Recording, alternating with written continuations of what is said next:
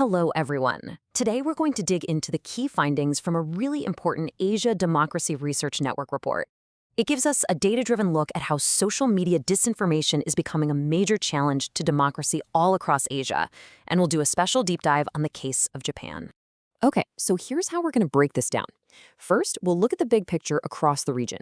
Then, we'll zoom right into our Japan case study, looking at both domestic trolls and foreign influence. After that, we'll compare Japan to other countries to see what's different, and we'll wrap up by looking at how Japan is trying to respond. So first off, let's set the stage. The report makes it really clear that social media disinformation isn't just some isolated problem happening here or there. No.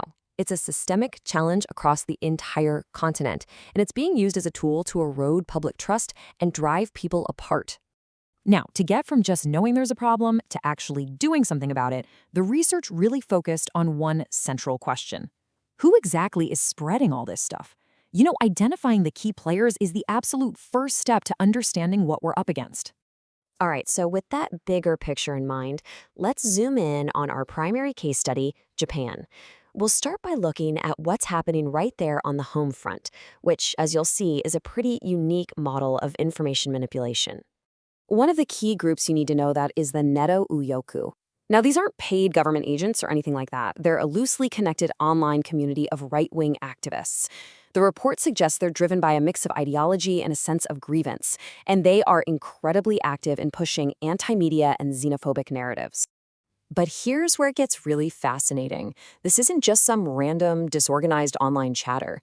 The research actually found that Japan's ruling party, the LDP, actively organized some of these online activists into a supporters club called the JNSC.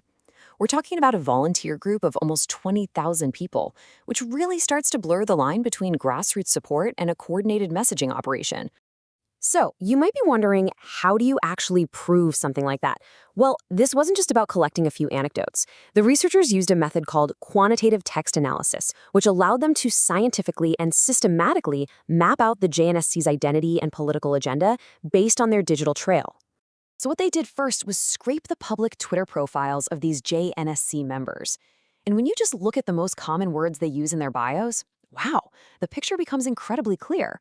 You see words like Japan, LDP, and the former Prime Minister Abe, of course.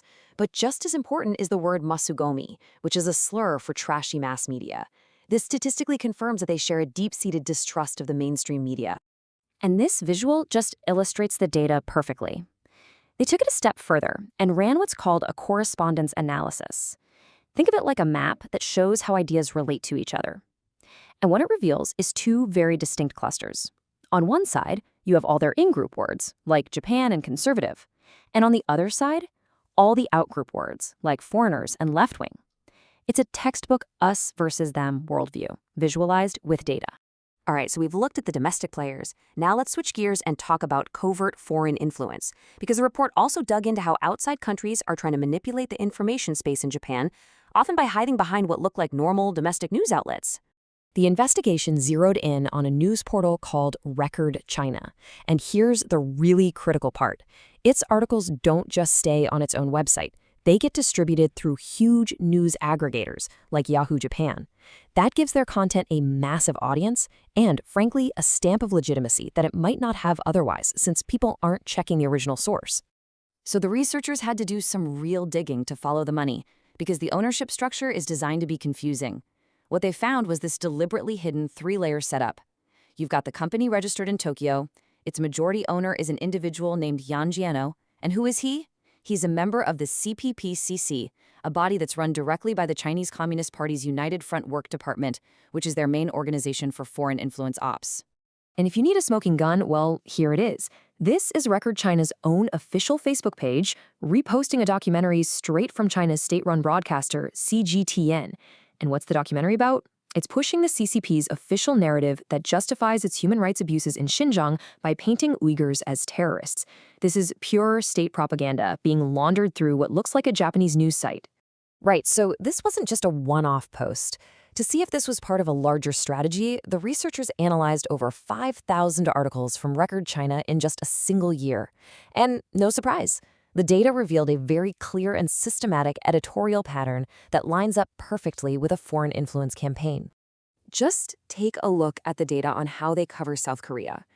The most common words you see in headlines about the Japan-South Korea relationship are all negative and all about conflict. Criticism, apology, restriction. They're constantly pushing a narrative of endless friction and hostility. But when it comes to covering China, it's a completely different story. Suddenly, it's all positive, apolitical, soft power topics, sports, tourism, celebrities, economic success. The strategy here is pretty transparent, right? Stir up negative sentiment against South Korea within Japan, while at the same time painting a rosy picture of China. Okay, so now that we've gone deep on Japan, let's pull back out, because it's really vital for policymakers to understand this. The way disinformation works in Japan is not how it works everywhere else. The report shows huge differences across the region in who's doing it, how they're doing it, and what kind of media environment they're working in. A really stark contrast is the Philippines. In Japan, the domestic side is driven by these unpaid, ideologically motivated volunteers. But in the Philippines, it's a full-blown professional industry. We're talking about paid troll farms where college grads can make a decent living managing dozens of fake accounts. These are two fundamentally different problems that need totally different solutions. And the environments these tactics are used in are worlds apart. In countries like Indonesia, research shows that for a huge number of people, Facebook literally is the internet. That kind of information monoculture is a completely different beast to handle compared to Japan's more diverse media landscape. Any policy has to be tailored to that reality. So given these clear threats from both inside and outside the country, that brings us to the final question. How is Japan's democracy actually responding to all this? Well, the report finds that the Japanese government has mostly taken a hands-off approach, preferring to use existing laws after the fact. This leaves the main job to non-governmental fact-checkers. And the data shows they are just critically underfunded and completely overwhelmed. I mean, just look at these numbers. During one election, almost 67,000 questionable articles were flagged, and they managed to publish only 9 fact checks. 9? So the bottom line of the report is this. Japan is an active theater in the global information war. It is not immune. And more specifically, the CCP is actively exploiting a real domestic issue, anti-South Korean sentiment, to advance its own geopolitical goals. And right now, there are very few effective defenses in place. And this all leads to a very direct and urgent policy recommendation from the researchers.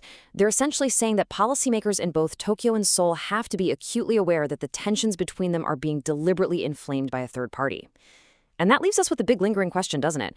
How can our democracies build the resilience we need to counter these kinds of sophisticated cross-border influence campaigns?